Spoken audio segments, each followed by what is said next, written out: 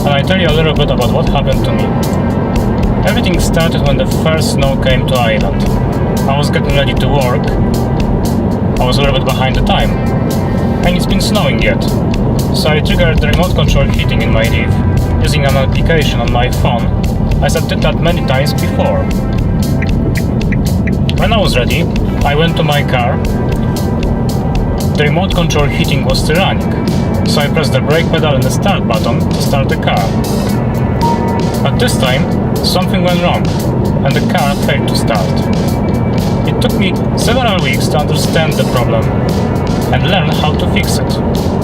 But first, let's take a look how to diagnose the problem. You need to have ODB2 to Bluetooth probe connected to Leaf's diagnostic port and Leaf's Spy Pro application on your mobile device or similar one. It shows me this page with errors. You can see their ABS and brake errors, but we are only interested in the two of them: condenser inverter and high voltage system errors. They indicating that the problem could occur in the battery pack or in the inverter, but mostly they mean that the pre-charge resistor circuit has been braked in the battery pack electric box. To make sure that I really will have to drop down the battery and open it, I make myself a little device with 3 LED lights connected directly to VCM unit.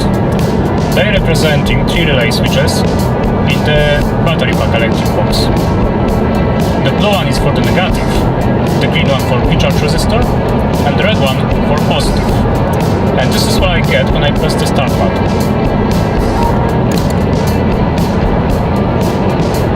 Once again, slowly.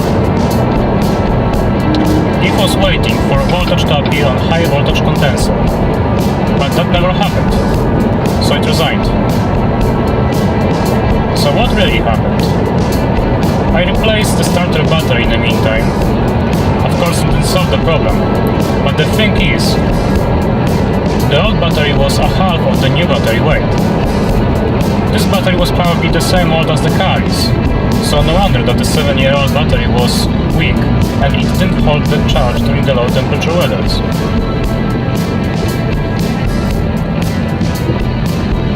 It appears it's been discharged by the remote control heating and cold weather temperatures on that day, and it failed to provide strong enough current to engage all the required relays to start the car. As a result, DC to DC inverter started on pre-charge resistor, burning it down. From that moment on, the car will never start again as long as this resistor will not be replaced.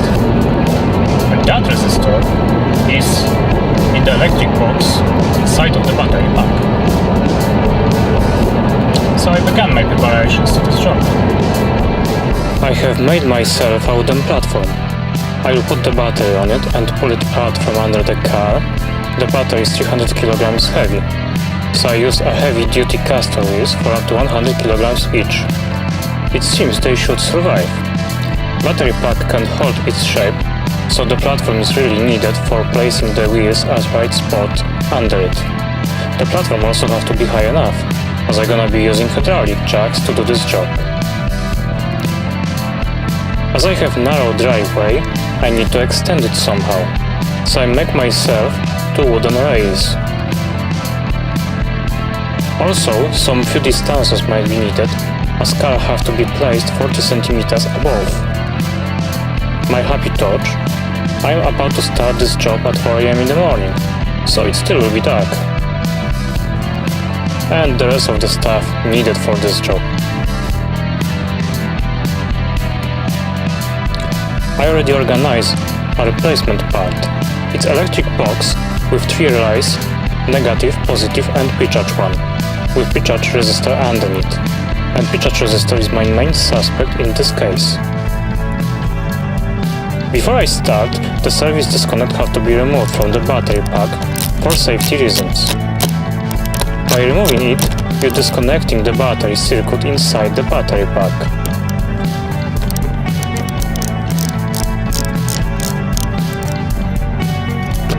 There it is. Just don't forget wear the electric isolating gloves for up to 500 volts. also for safety reasons. I, unfortunately, forget about them.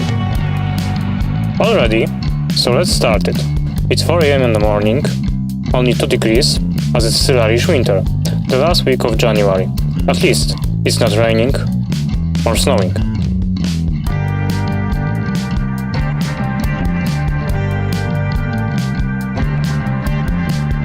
First, I'm lifting the car, and for safety reasons, each time I achieve some level, I'm securing the car at access stands.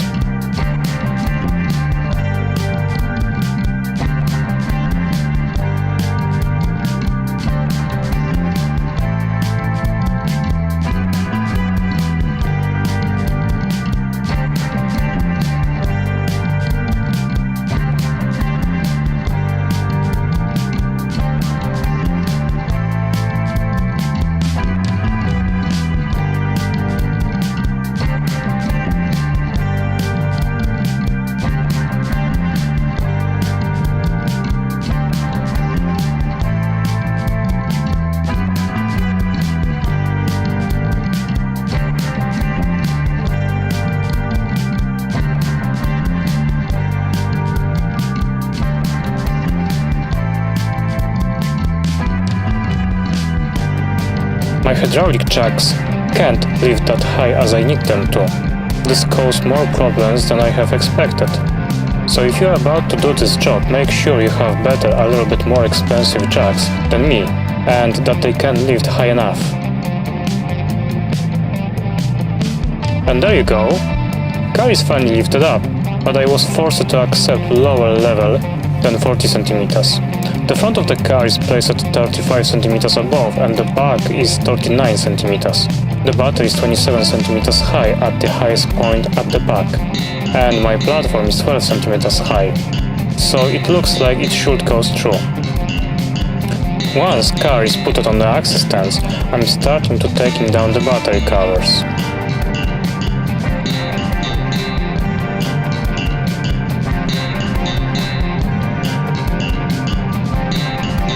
Once I remove the front cover, you can take a look at the battery connectors. Let's disconnect the battery connectors.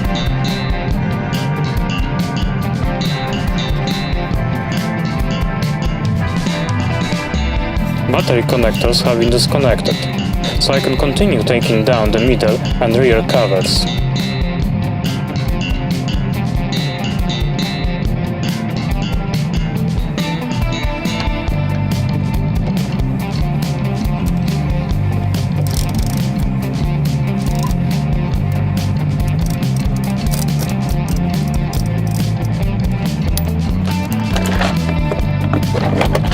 Once this is done, we can take a look at the battery underneath, and on its mounting bolts.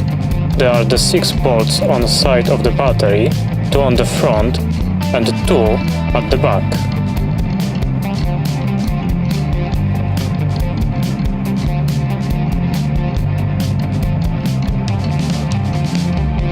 I'm starting from front bolts and the toes at the back of the battery, and I'm only losing the 6 bolts on the sides of the battery.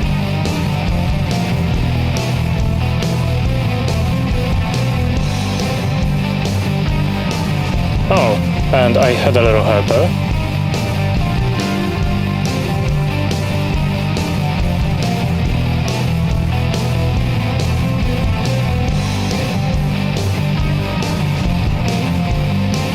Before removing the rest of the 6 bolts on the battery sides, first I'm placing 3 jack sleeves under the battery, and I'm placing the platform under, just to make sure that the jacks will be placed on the right spots on outside the platform.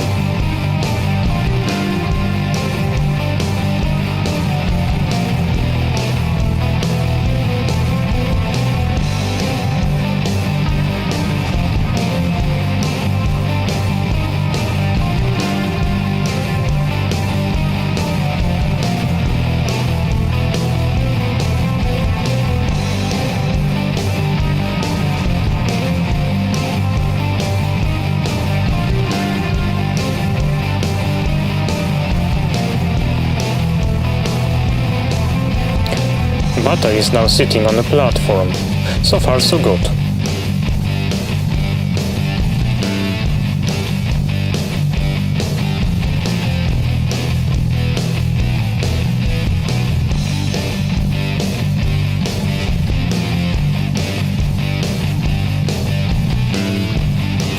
As the battery is 300 kilograms, I'm using a strong rope. I'm placing the race to pull the battery far enough out of the car. Battery is in place now.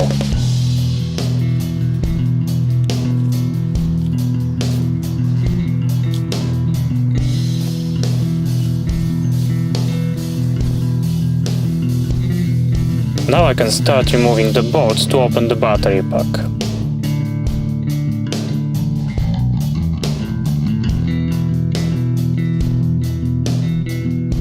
Finally, battery pack have been opened.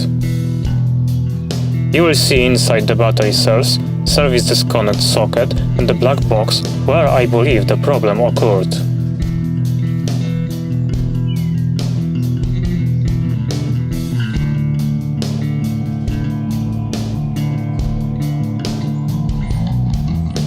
I removed the electric box top cover, so now I have access to pre-charge resistor connections. I'm confirming first that my meter is working correctly. Then I'm checking the pre-charge resistor resistance. It should be 27 ohms, if the resistor is working.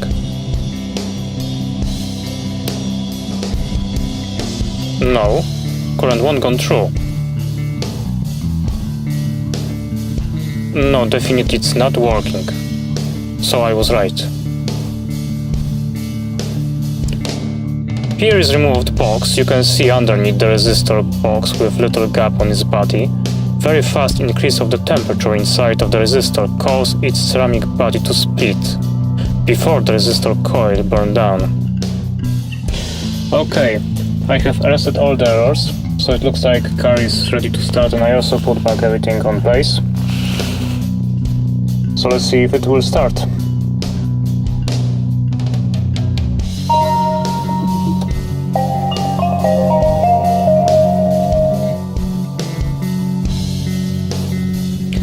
Car has started normally as nothing ever happened. The funny thing is that it's been snowing when the malfunction happened, and now when I'm having a first since 2 months the test trip, it's been snowing overnight again.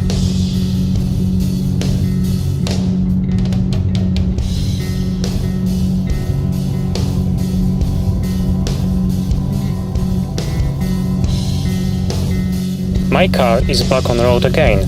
But to avoid this happening next time, I need to remember to keep my eye on the starter battery, make sure it's in good condition and not too old. If you're about to buy used Leaf, make sure it's genuine one, or at least the starter battery for diesel cars. As when you are using your remote control heating in your Leaf, only the heating is powered by a big battery, but the blower fan is discharging your starter battery. So here is reason why the starter battery must be a strong one and in good condition.